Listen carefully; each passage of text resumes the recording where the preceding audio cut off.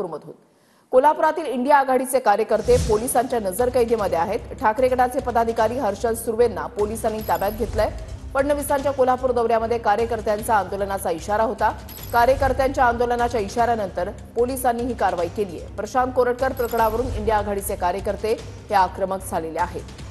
ही दोन दृश्य आपण या ठिकाणी पाहताय। इंडिया आघाडीच्या कार्यकर्त्यांना पोलिसांनी नजरकैदेमध्ये ठेवलेले आहे। ठाकरे गटाचे पदाधिकारी हर्षल सुर्वे हे पोलिसांच्या ताब्यात आहेत। कोल्हापुरातील इंडिया आघाडीचे कार्यकर्ते पोलिसांच्या नजरकैदेमध्ये असल्याची दृश्य समोर येत आहे। भूषण पाटील आमचे प्रतिनिधी या संदर्भातली अधिक माहिती देतील। भूषण,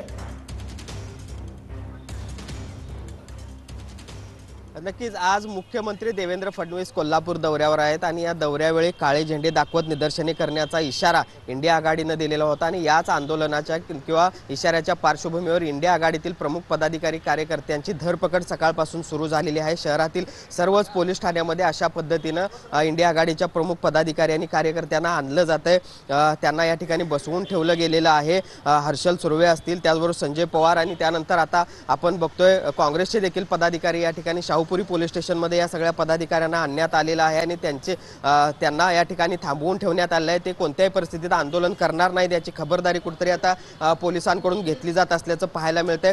ज्या ठिकाणी या सगळ्या आंदोलकांना ठेवण्यात आलेलं आहे त्या ठिकाणी चोख पोलीस बंदोबस्त देखील ठेवण्यात आलेला आहे। कोणीही इतर पदाधिकारी त्यांना भेटणार नाही याची खबरदारी देखील घेण्यात आल्याचं आपल्याला पाहायला मिळतंय। आपल्यासोबत इथले आंदोलक आहेत, काय सांगाल, किती वाजता पोलीस आले होते, कशा पद्धतीने धरपकड? रात्री 11:38 आम्हाला व्हॉट्सअपवर नोटीस पाठवलेली आहे पोलीस प्रशासनानं। वाद आमचा पोलीस प्रशासनाशी नाही आणि सकाळी आंघोळीच्या अगोदरच पोलीस दारात हजर होते। आम्ही त्यांना सांगितलं की बाबा आम्ही काय आरोपी नाही, गुंड नाही, आम्ही येतो, तुम्ही आम्हाला सहकार्य करता, आम्ही तुम्हाला सहकार्य करतो, आम्ही येतो। परंतु ते ऐकण्याच्या मनस्थितीत नव्हते। ते आंघोळसुद्धा सरळ करू दिले नाही या लोकांनी। आम्हाला त्यांनी घेऊन आलेले आहेत पोलीस स्टेशनला। आता प्रमुख पदाधिकारी कार्यकर्त्यांना ताब्यात घेतले। आजचं आंदोलन होणार आहे का 3 वाजता जे पुकारले? आता बघू ह्यांनी कुणाकुणाला पकडलंय, काय काय केलंय, त्याच्या ह्याच्यावर पुढचं ते राहील। आता ते अजून इंडिया आघाडीचे बरेच लोक आहेत, निर्णय घेणारे इंडिया आघाडीचे बरेच लोक आहेत, ते बघतील ना आता काय काय करायचं। पण पोलीस प्रशासनानं ही दडपशाही करायला नको पाहिजे होती। छत्रपती शिवाजी महाराजांच्या संदर्भातला हा विषय होता आणि छत्रपती शिवाजी महाराज हे अखंड हिंदुस्थानचं आराध्य दैवत आहे। या संदर्भात तो विषय असताना एवढी प्रतिष्ठा मुख्यमंत्र्यांनी सुद्धा करायला नको पाहिजे होती। त्यांनी स्पष्ट सांगायला पाहिजे होतं की शिवाजी महाराजांच्याबद्दल आम्हाला आदर आहे आणि त्या गोष्टीचा आदर ठेवून आम्ही कोरटकरवर कारवाई करतो एवढं म्हटले असते तरी आंदोलन थांबलं असतं ना।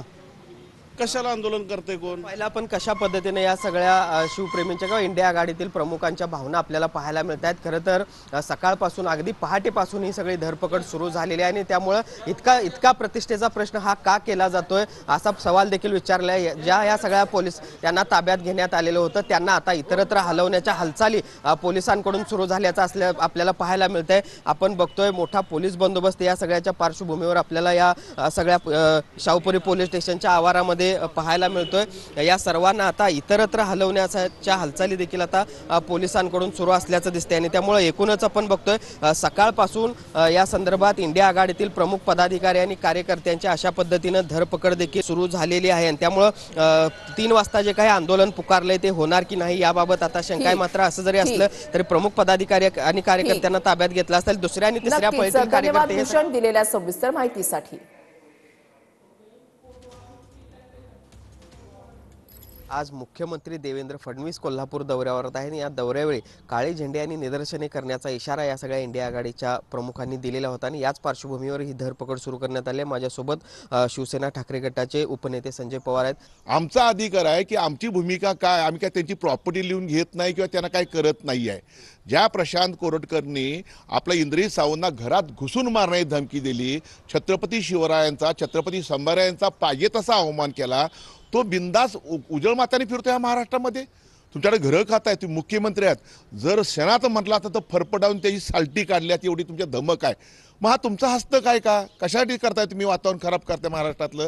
तर महाराष्ट्र वातावरण खराब करण्याचं काम हीच मंडळी करतायत, हीच मंडळी त्याच्या पाठीशी घालतायत आणि म्हणून आम्ही त्यांना आमचं म्हणणं होतं की त्याला ताबडतोब अटक करा, त्याला ताब्यात घ्या आणि जेरबंद करा आणि कोल्हापूर पाठवा।